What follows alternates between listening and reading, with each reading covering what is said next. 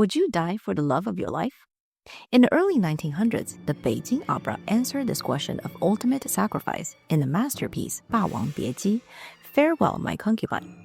The opera tells the story of the final, desperate night of the war between the warlord Xiang Yu and his rival Liu Bang, which happened over 2,000 years ago. Xiang Yu was trapped and surrounded by enemy forces, and his beloved consort Lady Yu turned her sword on herself, sacrificing herself to free her king. And Lady Yu's sorrowful answer would define what love and devotion meant in Chinese culture for over 2,000 years. Before Farewell, My Concubine, Chinese historical storytelling heavily favored the winners. The stage usually celebrated the triumph of victorious heroes and founding emperors.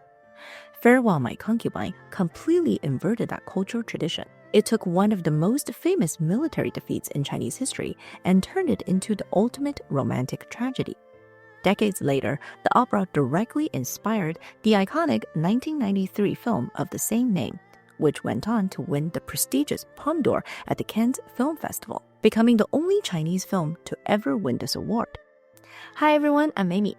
Today I will tell this tragic story of love between Xiang Yu and Lady Yu, who is also known as Consort Yu. The historical records say very little about Lady Yu, and most of her story is pieced together from folklore, legends, and retellings throughout the years. But we do know that this story is one of the most iconic love stories in Chinese history. It is the tragic farewell at the end of everything, describing a love that endures past the point of survival. If you ask any Chinese person to tell you a love story from Chinese history, there is a good chance that they will tell you this one. Let's start with the story of how Lady Yu and Xiang Yu first met, based on later literary tradition. Xiang Yu is one of the most famous military leaders of Chinese history. But before all of his accomplishments, he was a refugee from a fallen kingdom. This story begins after the kingdom of Chu fell to the forces of the kingdom of Qin. The king of Qin would unify China, name himself Qin Shi Huang, and form China's first imperial dynasty, the Qin dynasty. The noble Xiang clan of the fallen kingdom of Chu had scattered, and Xiang Yu fled south with his uncle to the Wu region, which is known today as Suzhou. As a young man, Xiang Yu was restless and stubborn. He refused traditional noble studies such as calligraphy.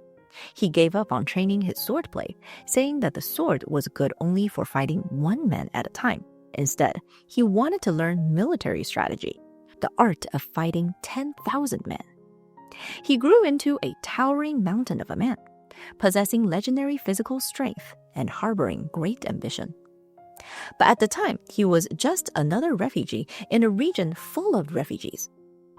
The turning point came during the annual spring festival of Wu, a day where the local people gathered at the riverside temple to pray for good harvests, play traditional music, and race dragon boats.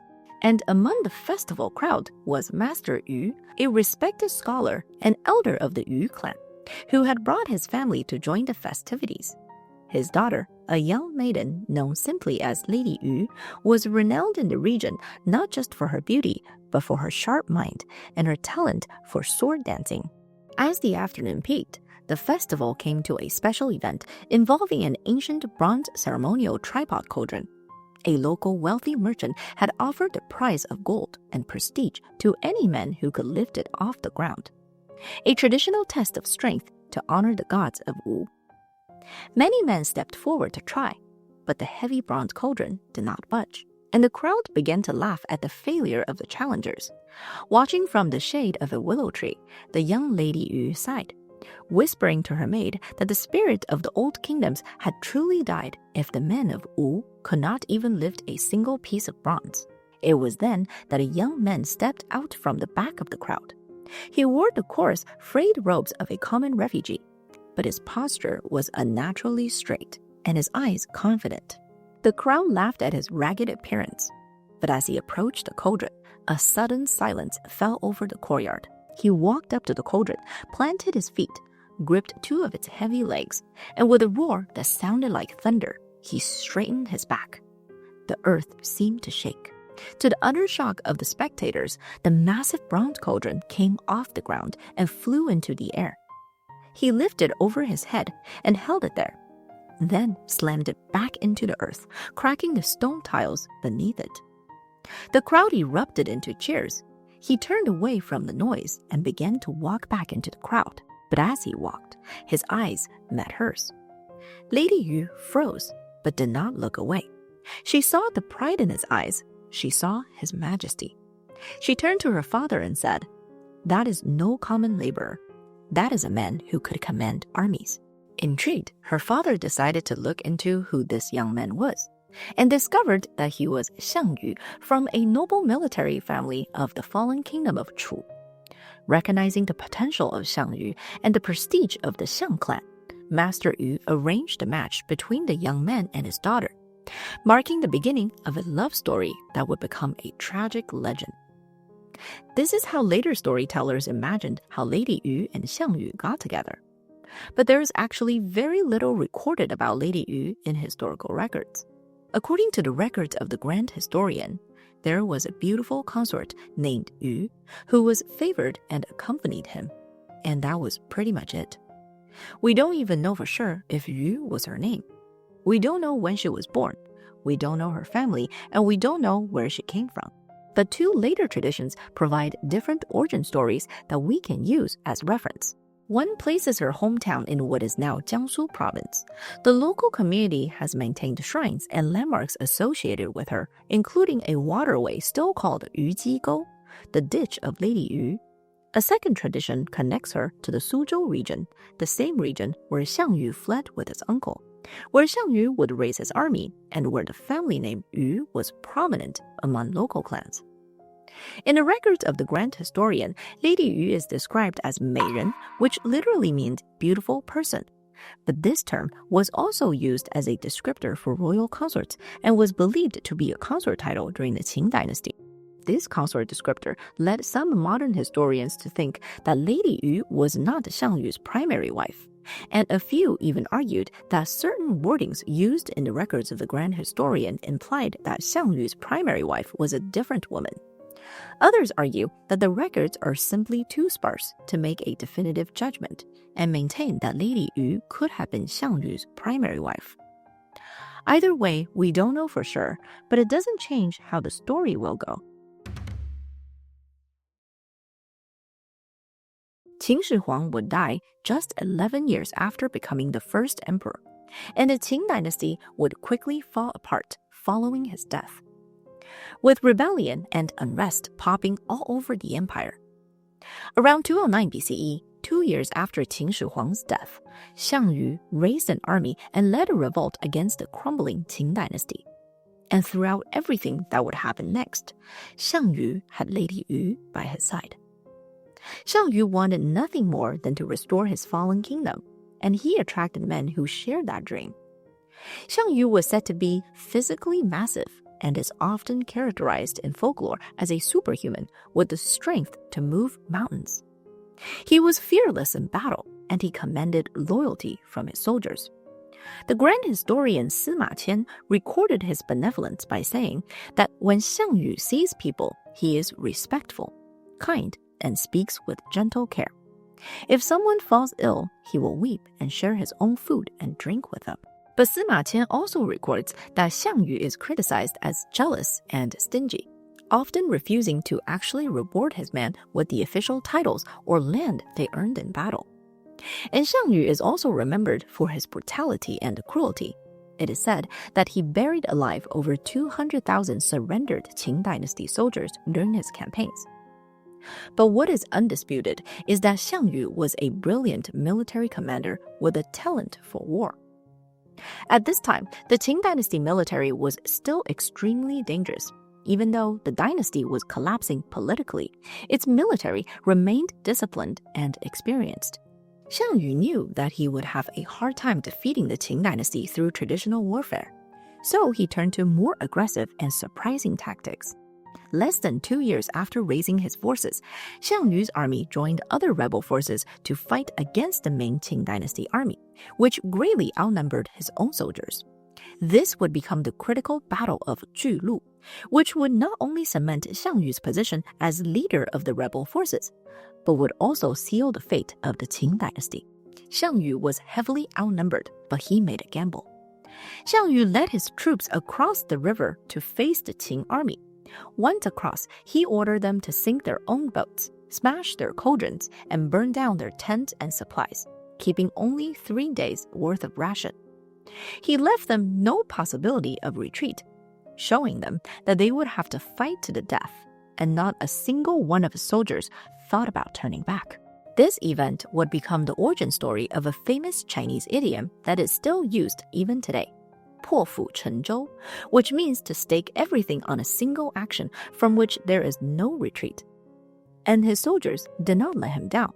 They fought with everything they had, and they won. Less than a year later, the Qing dynasty officially came to an end, and Xiang Yu stood at the head of the alliance of rebel generals and warlords. But then he made a decision that many of us still find surprising today. He chose not to become a new emperor of his own dynasty. He had the military power to unify China under his own rule, but that was not what he wanted. All he wanted was to restore the world that the Qing dynasty had destroyed, especially the restoration of his own homeland, the kingdom of Chu. So instead of continuing the path forged by Qin Shi Huang, he divided the empire into 18 kingdoms and distributed them among his allies. However, he was not from the royal Mi family of Chu, so he could not legitimately declare himself as king of Chu. Instead, he named himself Xi-Chu Fa Wang, the hegemon king of Western Chu. Xiang Yu was not an emperor, but he was more than a king. He was, in the minds of most people at the time, simply the most powerful man in China. After the fall of the Qing dynasty, Xiang Yu established his capital at Pengcheng, in what is today Xuzhou in Jiangsu province. For a brief moment, things must have felt peaceful. Xiang Yu had restored the old kingdoms. He had given his allies their lands, and he had brought Lady Yu home to a proper palace after years of following him through war. But that peace would not last. One of Xiang Yu's allies, a man who would later be known as Liu Bang, had been given the smaller kingdom of Han in the west. The name Liu Bang may be familiar to you because he would eventually become the founding emperor of the Han dynasty. Liu Bang was nothing like Xiang Yu. Liu Bang came from a commoner background, and his father was a farmer. Some historians believe that his family owned the land that they farmed and lived more comfortably than many ordinary peasants, allowing Liu Bang opportunities that other commoners did not have. Liu Bang had none of Xiang Yu's noble upbringing, none of his martial brilliance, and none of his physical presence. But his commoner background gave him something that Xiang Yu lacked: the willingness to listen to his advisors, the trust to delegate, and the ability to bend instead of break under pressure, to absorb a defeat and come back stronger. During the years of fighting the Qing dynasty, Liu Bang clearly understood his own weaker position and let Xiang Yu take the lead. And while Xiang Yu was conquering China, Liu Bang was quietly building his own forces. After being granted a kingdom of his own, Liu Bang was finally ready to make his move and turned against Xiang Yu. This was the beginning of the Chu-Han contention, a 4-year war that would decide the future of China. In 205 BCE, Liu Bang took advantage of an opportunity and seized Pengcheng with a massive coalition army of over 500,000 men. Xiang Yu responded by personally leading just 30,000 elite cavalry on a rapid counterattack. He struck at dawn, when Liu Bang's forces were still recovering from celebrating their victory. And by the end of the day, Liu Bang's army had been almost completely destroyed. It was one of the most lopsided military victories in Chinese history. Liu Bang himself barely escaped with his life. But in his desperate retreat, he left behind his father, Liu Taigong, and his wife, Lu Zhi, who were both captured by Xiang Yu's forces. Given Xiang Yu's brutal reputation, many expected Xiang Yu to torture and execute new prisoners. But according to local folklore around Pengcheng, they were placed under Lady Yu's care instead. It is said that Lady Yu treated them with kindness. Instead of feeding them prisoner rations, she instructed the kitchens to serve them the same food and wine that she herself received.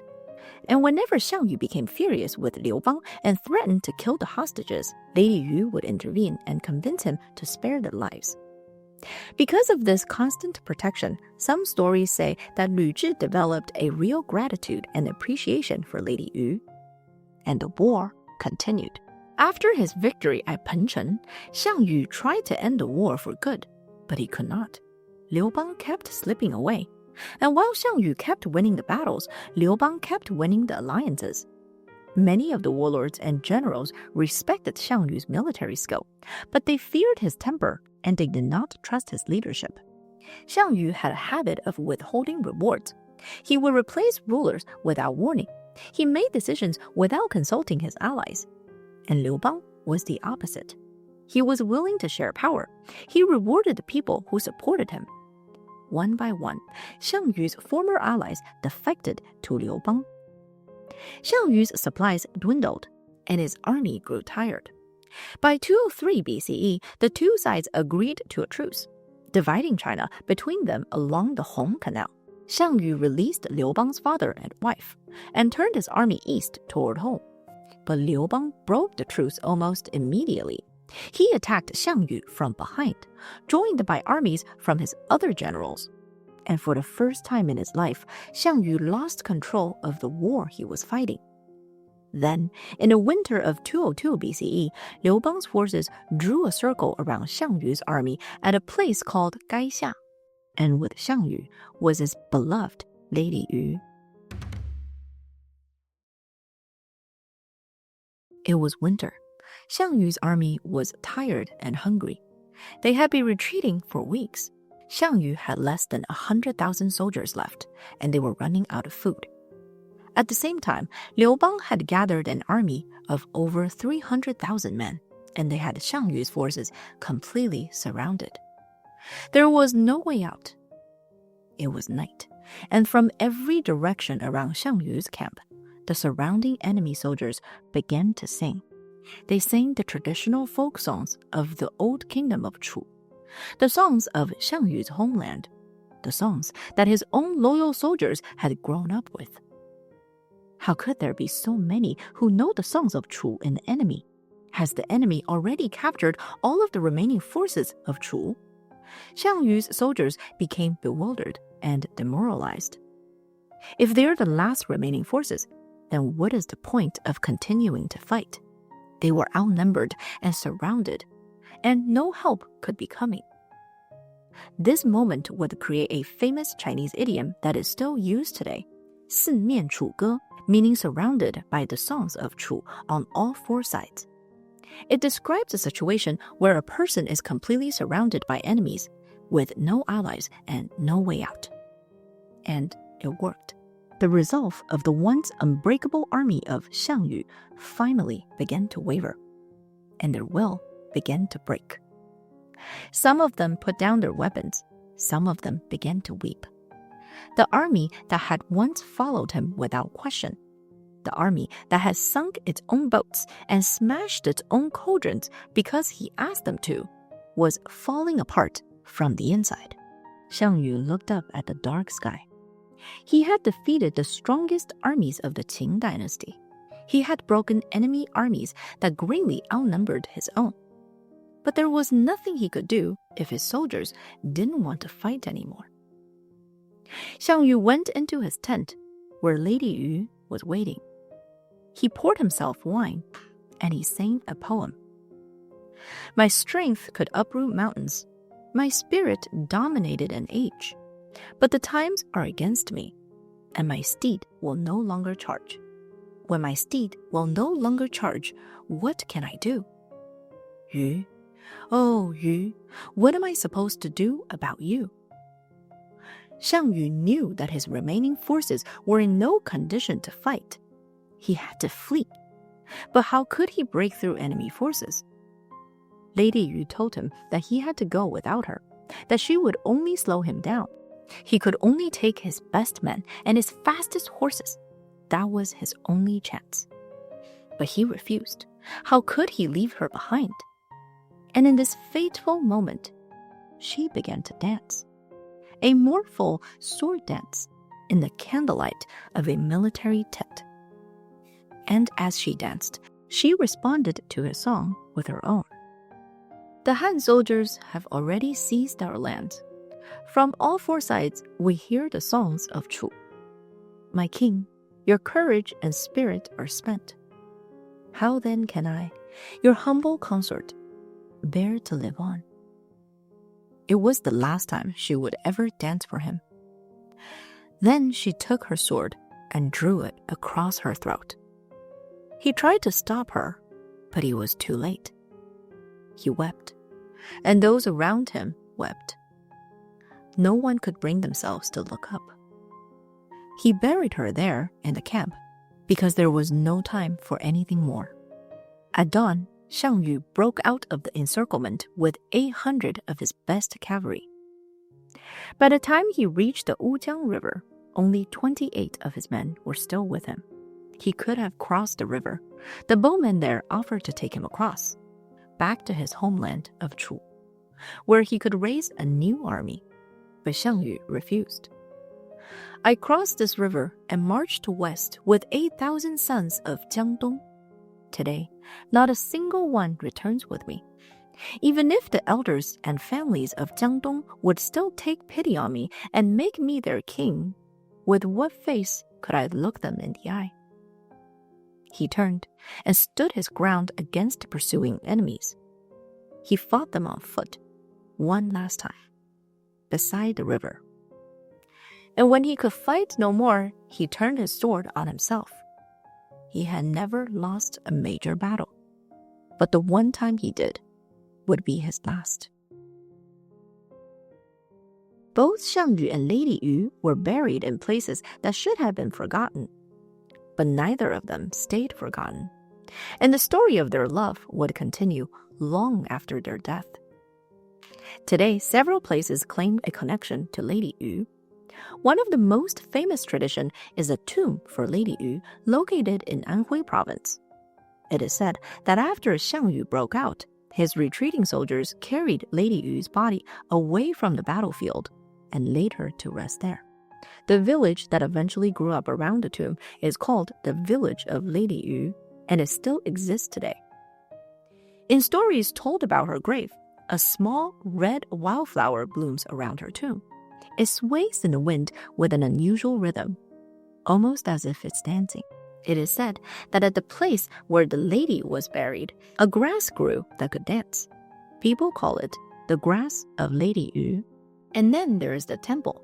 Local tradition holds that after Xiang Yu buried Lady Yu, people built a temple in her memory on Chahua Shan. For centuries, local people came here to remember Lady Yu, and annual temple fairs are still held in the area today. The historical record on Lady Yu is basically just one sentence. Everything else that we think we know about her and her love story comes from later tradition. 2,000 years of Chinese poets, playwrights, actors, filmmakers, and ordinary people have looked at the silence in the historical record and chose to fill it the same way, with devotion and with loyalty. With a woman who chose to die for the men she loved. What do you think about the legendary story of Xiang Yu and Lady Yu? And how far would you go for the love of your life? Let me know in the comments. If you enjoyed today's topic, don't forget to like and subscribe. Thanks again for watching, and I'll see you in the next one. Stay curious, stay magical.